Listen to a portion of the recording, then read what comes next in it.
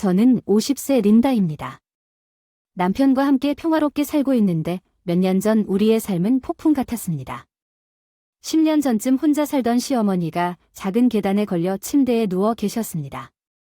집 입구에서 골반이 골절되어 입원하게 되었고 2번이나 수술을 받았고 하체에 힘이 쇠퇴했음에도 불구하고 병원은 꽤 오랫동안 질질 끌며 재활에 참여하기를 꺼렸으며 재활 간호사와 물리치료사의 연락이 점점 더 좌절되었습니다. 거의 매일 남편과 내가 그녀를 설득하려고 노력했지만 그녀는 고집스럽게 침대에서 나가기를 거부했습니다. 당신이 내 입장이 되기 전까지는 이해하지 못할 것입니다. 당신의 몸이 무엇을 하지 않을 때 얼마나 답답한지 아십니까? 시어머니는 주변 사람들에게 자주 폭언을 퍼붓는 비협조적인 몸에 답답해했고 내 말이 봉건적이라는 것을 알면서도 병실에서 소리 지르는 일이 드물지 않았다. 남편에게 인내심을 갖고 설득해달라고 부탁했지만 그 사람도 결국 우리 완고한 시어머니를 포기했어요. 그렇게까지 하기 싫다면 시어머니도 남편도 똑같이 고집이 세고 여기까지 오면 통제할 수 없게 되었어요. 이대로 계속하면 거의 침대에 누워있을 뻔했다는 의사의 경고에 시어머니는 완전히 포기한 듯 흔들리는 기색도 보이지 않았고 게다가 침대에 누워있으면 우리와 함께 살고 싶다는 의사까지 밝혔습니다. 사실 시어머니는 남편과 혈연관계가 없으며 시아버지의 2번째 처로 시아버지와 결혼하여 시아버지가 돌아가신 후 의부사들로서 함께 살고 계셨지만 집에 들어오신 동기는 돈 때문이었습니다. 그 사람과의 관계가 나빠지고 유산을 성공적으로 상속받지 못한 것에 대해 분개한 것 같았습니다. 나는 이 사실을 알고 이 집에 들어왔지만 우리는 따로 살았습니다. 그런 신경증적이고 이기적인 시어머니와는 그런 일이 있어도 함께 사는 것을 피하고 싶었습니다.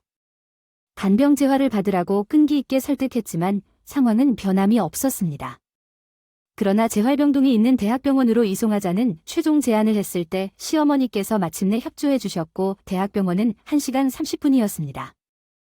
집에서 차로 1시간 거리에 있어서 예전처럼 쉽게 방문할 수 없다고 불평할 줄 알았는데 놀랍게도 아주 쉽게 동의했지만 힘들어하는 동안 근력이 크게 저하되었고 물리치료사는 우리에게 치료가 필요하다고 말했습니다. 인내하고 부지런함 저도 꽤 답답했어요. 이번 3개월 만에 드디어 퇴원했습니다. 퇴원했지만 예전처럼 팔다리를 자유롭게 움직일 수 있을 만큼 회복되지 않아서 혼자 생활할 수 없어서 남편이 그리고 요양시설로 옮길 가능성에 대해 논의했지만 시어머니는 우리와 함께 살자고 절대 시설에 가지 않겠다고 하셨습니다.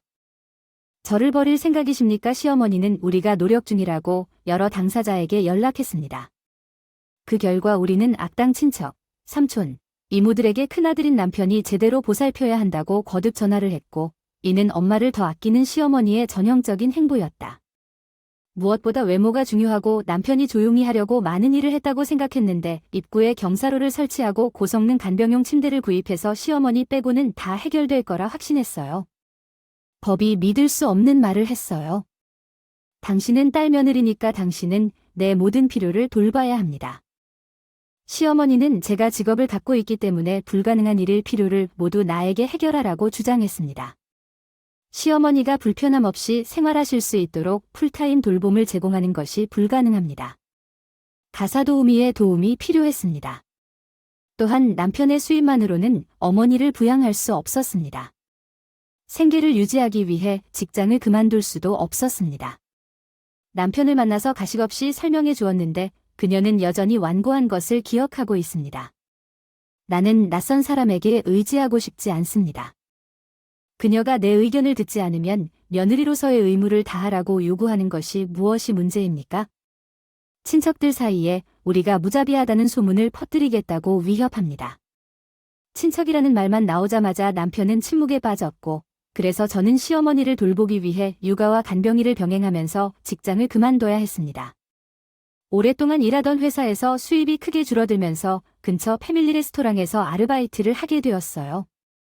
일이 줄어들어서 그녀와 함께 할 수 있는 시간이 훨씬 많아졌죠. 날 기다리게 할 작정이냐? 내가 집에 있을 때마다 이미 음식을 가져오라. 우리 시어머니는 식사 준비가 조금이라도 늦어지면 항상 시끄럽게 떠들고 집 전체에 울려 퍼지도록 큰 소리로 재촉한다. 그녀의 식사 요구 사항도 꽤 상세하다. 차는 뜨거울 것입니다. 그녀는 다양한 요리를 원합니다. 매 끼니마다 최소한 2가지 야채 요리가 있어야 합니다. 고기와 생선은 그녀가 움직이지 않음에도 불구하고 엄격하게 국내산이어야 합니다. 그녀의 식욕은 정상적이어서 아마도 다른 즐거움의 원천이 없기 때문에 꽤 힘들 것입니다. 음식이 약간 차가워도 식사에 대한 타협을 거부하며 다시 데워달라고 요구하고 원하는 메뉴가 나오지 않으면 리메이크를 주문해도 괜찮습니다. 혼자 식사를 처리하는 것은 이미 어려운 일이었고 일상을 처리하는 것이었습니다. 그녀는 혼자서 목욕을 할 수 없다고 주장했기 때문에 그녀가 화장실 가는데 도움을 원하지 않았지만 그녀가 전화할 때마다 내가 아무리 바빠도 그녀를 화장실에 데려가야 했기 때문에 방의 공기가 도움이 되어야 했습니다. 하루에 여러 번 세단장을 해야 하고 매일 청소를 해야 했다. 시트와 베갯니들 매일 갈아야 한다고 주장했다. 방 운전복과 침구는 절대 허용되지 않았다. 매일 햇빛에 노출되어야 했고 빨래하는 날에는 끝없이 불평했다. 비 때문에 말릴 수가 없었어. 솔직히 날씨를 주체할 수가 없었어. 벌써 여러 번 비명을 지르고 싶었어. 가장 괴로운 건 일주일에 한 번씩 재활원에 데려가는 거였어. 반만 제한하면 전날부터 폭풍 같은 불평이 시작될 텐데 심술궂게 반응하고 때로는 재활을 거부하기도 했습니다. 재활 도중에 데려가든 재활을 마친 후에든 불평만 계속 들었고 제 정신 상태는 무너질 위기에 처해 있었습니다. 점점 더 궁지에 몰린 느낌이 들었습니다. 남편과 나는 계속해서 가정 도우미를 고용하자고 제안했지만 대답은 항상 아니오였습니다. 가족의 돌봄을 낯선 사람에게 맡기는 것이 전혀 고통스럽지 않습니까? 그래서 우리는 계속해서 시어머니 밑에서 하인처럼 일했습니다. 법의 가혹한 요구에 시어머니가 병석에 누워 계신 지 5년이 지나자 태도가 갑자기 바뀌었습니다. 결국 전문가에게 간병을 맡기기로 결정했습니다. 너무 고집이 세서 남편이 의아해하면서도 간병의 부담이 조금이나마 덜어질 수 있을 것 같아 너무 기뻤습니다. 갑자기 의욕이 생긴 시어머니가 홈헬퍼에 대한 모든 준비를 도와주셨고 빨리 해결되셨습니다. 그 비용은 매달 시어머니 통장에서 공제해서 매달 필요한 금액을 이체해서 보충했는데 돈이 많이 들었고 간병보험도 들었고 예전처럼 정규직으로 복구하면 생활비도 감당할 수 없었습니다. 홈헬퍼가 주로 평일에 결제를 해주기 때문에 남편과 마주치는 일이 거의 없었습니다. 육체적으로나 정신적으로 부담이 크게 줄어들었고 밖에서 일하는 것도 마음이 편해졌습니다. 재활치료와 저에게 홈헬퍼는 구세주나 다름없었습니다. 매달 시어머니 통장으로 돈을 이체하기만 하면 되었는데 시어머니가 누워 계시던지 10년이 지나자 제 마음속에 의문이 생겼습니다. 몇 년 동안 홈헬퍼를 고용했음에도 불구하고 그 사람의 존재를 한 번도 본 적이 없었습니다. 어떤 시설에서 온 것인지도 몰랐습니다. 남편과 이 문제에 대해 강력하게 논의할 때 그 돈이 실제로 홈헬퍼에게 가는 것인지 의심하기 시작했습니다. 시어머니 계좌로 월세를 이체하는 동안 동의하고 고개를 끄덕였습니다. 실제 인출 사실을 확인하지 못한 채 남편이 통장을 확인하려 했으나 시어머니는 A개인이라고 완강히 거부했습니다. 그녀가 외면하고 결국 조사를 방해한다고 비난한 내 계좌에서 돈을 훔칠 계획이라면 우리는 홈헬퍼에게 연락하려고 했지만 의심이 커져서 남편의 연락처 정보조차 없었습니다. 정말 홈헬퍼가 퇴근하고 오네요. 남편은 그날 밤 시어머니가 잠 잘 잤는지 확인하고 작은 카메라를 구입했습니다. 남편과 저는 집 곳곳에 카메라를 설치하고 그 카메라에서 녹화된 영상을 촬영했습니다. 시어머니는 아무 일 없다는 듯 침대에서 일어나 목과 어깨를 풀고는 잠시 후 태연하게 방에서 나오더니 아이스크림을 안고 돌아오셨다. 침대에 앉아 아이스크림을 신나게 먹는 모습에 우리 두 손은 할 말을 잃었다. 집 안을 돌아다니다가 혼자서 목욕도 하고 현관문 열리는 소리까지 들린 채 30분 뒤에 돌아왔을 때 나갔나 보다. 양손에 슈퍼마켓 쇼핑백을 들고 엄청난 양의 간식이 가득 들어있는 그녀는 그것을 우리에게 들키지 않으려고 몰래 옷장 뒤에 숨겨두었는데 꽤 우스꽝스러웠습니다. 우리가 주변에 없는 낮에는 그녀가 전과 다름없이 행동하고 집에 돌아오자마자 몸이 불편한 것처럼 행동했다. 이게 무슨 일이냐 남편과 나는 동시에 중얼거렸다. 시어머니 몸은 다 나았는데 어떻게 갑자기 이럴 수가 있지? 재활에 진지하게 임하지 않았음에도 불구하고 걷고 있었는데 화면에 비친 그녀의 활력 넘치는 모습을 보며 오랫동안 참아왔던 분노가 내 안에서 끓어오르기 시작했습니다. 남편도 어느 날 저녁 시간에 집에 돌아와 시어머니가 지루해하지 않도록 TV를 사주려고 함께 계획을 세웠어요. 시어머니는 주로 컴퓨터로 뉴스를 보셨어요. 그날 저녁 시끄러운 TV 소리가 시어머니 방에서 요란하게 흘러나오자 우리는 기회를 놓치지 않고 다기능 리모컨으로 TV를 조작했다. 시어머니는 갑작스러운 소리의 변화에 깜짝 놀랐다. 화면에는 나오는데 진짜 쇼가 시작되려고 하는데 화면에 집 안을 돌아다니는 자신의 모습이 나오자 말문이 막히는 듯한 표정을 지었다.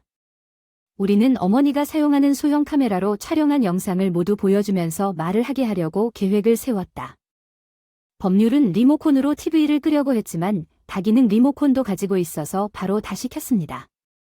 계속해서 껐다 켜봤지만 결국 시어머니는 더 이상 노려보는 것을 참지 못하셨습니다. 나한테 야 저 리모컨 좀 줘. 원하면 와서 가져가도 돼. 넌 걸을 수 있지 않니? 나는 TV를 다시 돌려 그녀의 이미지를 투사했고 고성능 카메라도 그녀의 쾌활한 흥얼거림을 포착하는 오디오도 녹음했다. 영상에는 그녀의 편안한 생활이 담겨 있었고 시어머니는 할 말을 잃은 듯 고집스럽게 꺼두었지만 남편이 리모컨을 가져가자 마침내는 원하지 않으면 더 이상 참을 수 없게 되었습니다. 정말 안타깝다면 직접 TV로 가서 끄는 게 어때요? 남편이 창백한 얼굴을 노려보며 말했어요. 시어머니는 우리 반응을 살피듯 조심스럽게 일어나서 우리를 돌아보며 천천히 걸었어요. 일부러 TV 쪽으로 발을 질질 끌며 걸어가다가 이제는 너무 늦었고 억지로라도 차가운 시선으로 바라보니 그녀는 조용히 TV의 전원을 끄고 방은 고요해졌다. 그녀는 그녀를 괴롭히는 듯했다. 무슨 핑계를 댔지만 별 생각이 떠오르지 않자 그녀는 천천히 바닥에 앉아 우리를 향해 힘차게 절을 했다. 시어머니가 그렇게 인사하는 모습은 처음이었는데 미안하다. 몇 마디만 하고 나머지는 남편이 단호하게 빨리 설명하라며 핑계를 대는 것 같았다. 시어머니는 다리 재활을 시작하면서 실제로 걸을 수 있게 된 과정을 떨면서 설명하기 시작했다. 이미 충분히 강했고 며칠 만에 그녀의 회복은 너무 기적적이어서 일주일 안에 정상적으로 걸을 수 있었지만 완전히 회복되면 다시 혼자 생활해야 했기 때문에 그녀는 함께 살기 위해 장애인 척을 해왔습니다. 우리와 편안한 삶을 즐기십시오. 그녀는 퇴원 후 병원 방문 횟수를 줄이기 위해 재활을 거부했으며 고집스러운 사람이기 때문에 나는 그녀가 단지 원한다고 인정하는 천박하고 이기적인 생각에 한숨을 쉬었습니다. 집에서 편히 쉬세요. 처음에 그녀는 나와 간병을 제공하려는 나의 의지를 이용했지만 나의 헌신적인 간병 노력에 지쳤습니다. 그녀는 간병인 고용에 대해 거짓말을 하고 대신 자신의 즐거움을 위해 우리가 준 돈을 챙겼습니다. 연애 시뮬레이션, 음악 게임 등 각종 소셜 게임에 쓴 돈은 내가 기부한 것보다 훨씬 많았고 연금까지 썼다고 의사들에게 훈련 결과로 걸을 수 있다고 말하고 싶다고 말했다. 며칠 후 간병인을 고용하려고 하다가 갑자기 중단했습니다. 생활비를 우리가 다 챙겨주니까 재활은 10년 동안 아무 문제 없이 쓸 수 있을 거라 생각했을 거예요. 날 쉬지 않고 일하게 만들어서 우리는 그녀를 용서할 수 없었어. 제발 지금 떠나라고 남편이 말했고 나는 동의하며 고개를 끄덕였습니다. 이제 당신은 정상적으로 걸을 수 있고 스스로 목욕도 할 수 있습니다. 당신은 스스로 쇼핑하러 갈 수 있습니다. 우리는 돌볼 필요가 없습니다. 이제 더 이상 고개를 숙인 채 동거를 끝내겠습니다. 시어머니가 갑자기 고개를 들더니 눈물이 그렁그렁한 눈으로 집은 이미 철거됐고 땅도 팔렸으니 여기 남게 해주세요. 이제 혼자 살지 마세요. 집안의 모든 일에 협조하겠습니다. 경제적, 육체적 편의에 대한 명백한 욕구에도 불구하고 시어머니는 계속 우리에게 매달렸지만 우리의 결심은 변함없이 일주일 안에 떠나라고 남편은 말했습니다. 방에서 나가 나도 따라가려고 했는데 시어머니가 급하게 내 팔을 잡아서 잠깐만 내 편이 되어줄 거지? 예전에 우리 사이가 안 좋았던 건 인정하지만 며느리야 그리고 시어머니 그러면 안 되는데 이제부터 사이좋게 지내자. 집안일은 다 협조할게. 우리가 사이좋게 지내지 못하는 모든 문제의 원인이 자기 때문이라는 걸 아직도 깨닫지 못한 걸까? 손을 옆으로 치우며 조용히 말했다. 엄마 아까 말했잖아. 남에게 의지하기 싫지 않았어. 나는 며느리인데 사실 너에겐 낯선 사람이니까 우리처럼 행동하지 말아줄래? 편할 때만 가족이야. 나의 차가운 말에 시어머니는 뒤도 돌아보지 않고 서서히 무너져갔다. 나는 시어머니는 이사 준비에 아무런 노력도 하지 않고 가버렸고 남편은 인내심을 잃은 채 짐을 싸기 시작했다. 소지품 그의 결심은 압도적이었고 시어머니는 저항할 수 없었습니다. 급하게 작은 아파트를 임대했지만 연금만으로 생활하는 것은 상당히 어려울 것입니다. 집을 팔아서 얻은 돈은 대부분 경박한 소셜게임에 낭비되었을 것입니다. 거의 아무것도 남지 않은 그녀는 주변 사람들에게 도움을 구하는 것처럼 보였지만 그녀의 시도는 헛수고였습니다. 그녀는 비밀리에 녹화된 영상을 여러 사람들에게 빌려줄 수 없다는 것을 보여 주었고 10년 동안 장애인 척을 한 것에 모두가 반발했습니다. 남편은 10년 동안 장애인 행세를 하며 사적으로 벌어들인 생활비와 간병인에게 줄 돈을 돌려달라고 요구했지만 처음에는 책임을 회피하려 했으나 법적 대응을 하자 말을 멈췄다. 그녀는 이른 아침에는 청소부로 일하고 낮에는 공장에서 일하며 10년 동안 생활비를 벌었습니다. 그녀는 우리의 시간과 돈을 자유롭게 사용하여 장애인 척을 했습니다. 그녀의 행동의 결과는 그녀가 추구했던 그녀를 무겁게 짓누르고 있을 것입니다. 남편의 유산을 위해 결혼하고 안일한 삶을 위해 아들과 며느리를 속이고 이 비참한 최후를 맞이한 우리는 시어머니의 간절한 요구에도 불구하고 10년 후 드디어 평화로운 일상을 되찾게 되었습니다. 그 사람의 교활함에 도움의 손길을 뻗을 생각은 전혀 없습니다.